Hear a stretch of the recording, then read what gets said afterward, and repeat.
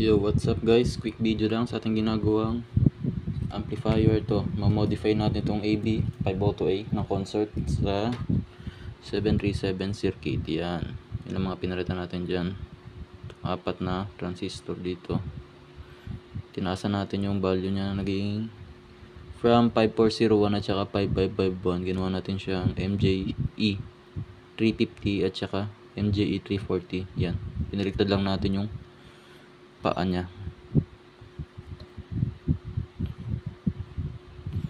para magtugma sila.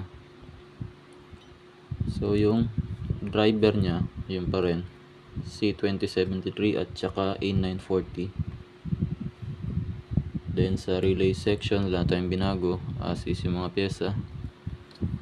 Then yung capacitor natin, tatasan pa natin to ng microfarad dahil mababa ito. Pantest lang muna natin. So ang supply nito guys ay 47 volts na siya. Dating 33.5. Yan, nagdagdag lang tayo ng winding. Ayan, ano pa ba? So sukatan natin siya ng voltage. Check natin.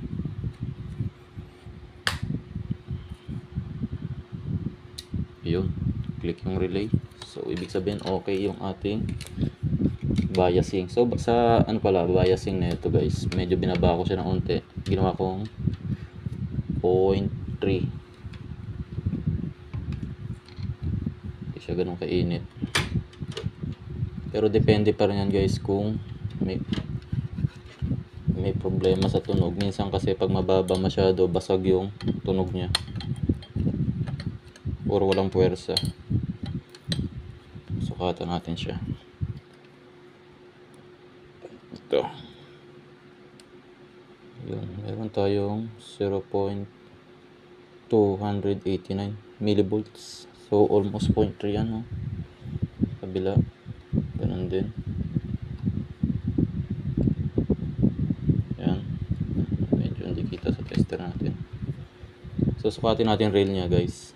Positive, negative. Meron tayong sukat na 63 volts. Yan negative, ito yung positive. Yan 63.9. Ang rail to rail ay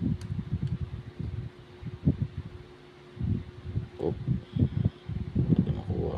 Yun, 127 volts DC. So ito yung sa AC nya.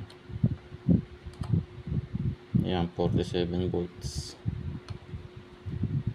Yan. So yun lang muna guys, kasi wala pa tayong output transistor. Sa next video testing natin to pag dumating na yung ating order.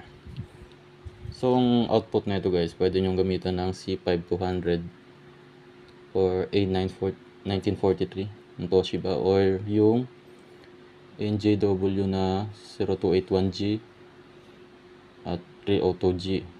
Yan, pwede yan dyan. So yun muna guys sa ating video.